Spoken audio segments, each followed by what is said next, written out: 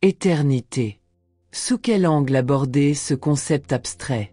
Comment pourrait-on définir dans toute son étendue et sa complexité cette notion d'éternité?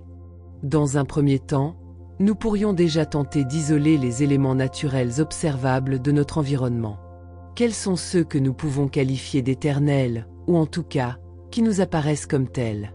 Observons le phénomène de reproduction des végétaux, des animaux et des humains.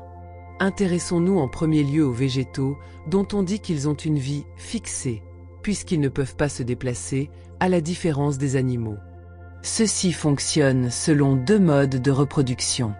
La première se nomme reproduction sexuée.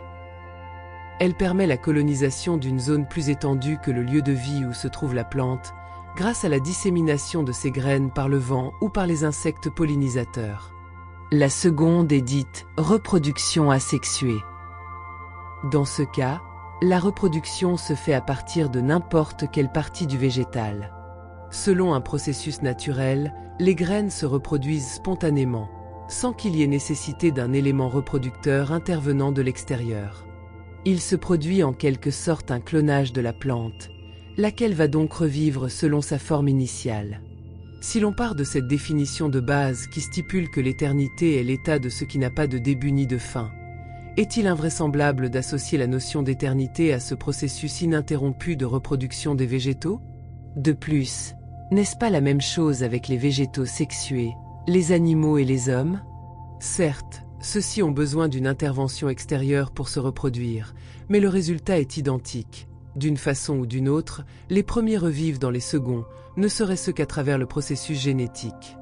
À cet égard, intéressons-nous à l'infiniment petit, avec les cellules. La division cellulaire est le mode de multiplication des cellules. Là encore, deux sortes de multiplication. L'une est asexuée et se nomme mitose, l'autre est sexuée et appelée méiose. Dans les deux cas, les caractéristiques des cellules originelles se reproduisent dans leurs clones, lesquels se divisent à leur tour, ces derniers également, et ainsi de suite. Est-il si impropre d'affirmer que ce processus continu de reproduction est un cycle éternel?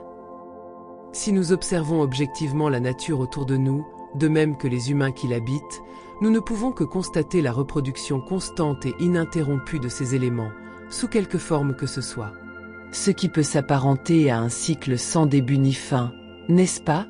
Ainsi, si le monde visible que nous pouvons observer à l'œil nu ou au moyen d'un microscope fonctionne selon un processus d'éternité, en quoi serait-il impossible que sur un plan macroscopique l'univers dans son ensemble obéisse à la même règle de renouvellement perpétuel de lui-même, ainsi que l'être humain en son sein? En ce sens, croire en l'éternité de toute chose, ce serait adhérer également à l'idée que la mort n'existe pas, qu'elle n'est qu'un passage d'une réalité vers une autre, de même que l'est la naissance. Et si nous conscientisions réellement, pleinement cela, la mort en tant que telle nous ferait beaucoup moins peur, n'est-ce pas? Si toutefois, nous pouvions nous inscrire nous-mêmes dans un processus satisfaisant pour notre soi. Effectivement, lorsque l'on est conscient que l'on n'est pas seulement doté d'un corps physique muni d'un cerveau qui pense, mais également d'une enveloppe spirituelle commandée par une âme, elle-même guidée par l'âme universelle, l'on croit pleinement en cette éternité. Alors on prête attention aux signes et synchronicités divines qui nous sont régulièrement envoyés pour nous le confirmer. Ce faisant, l'on ouvre le champ des possibles.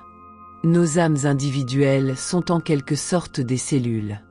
Elles sont elles-mêmes en perpétuelles évolutions et renouvellements, grâce à ces interventions surnaturelles dans nos vies des signes et synchronicités qui en représentent les nutriments. Nos âmes sont les cellules de ce grand corps qu'est la conscience universelle, dont l'âme est elle-même le noyau. Nos âmes individuelles construisent avec l'âme universelle, leur instructeur et nourrisseur à la fois, ce monde dans lequel nous émettons globalement l'intention de vivre. Or, nous venons de voir que nos existences se renouvellent probablement selon le même processus observable dans notre environnement terrestre. Si c'est bien le cas, il est donc grand temps pour nous de déterminer et de préciser aujourd'hui quelle sorte de clone nous voulons être demain et dans quelle réalité nous voulons vivre. Une éternité d'amour et de paix? Ou de haine et de conflit?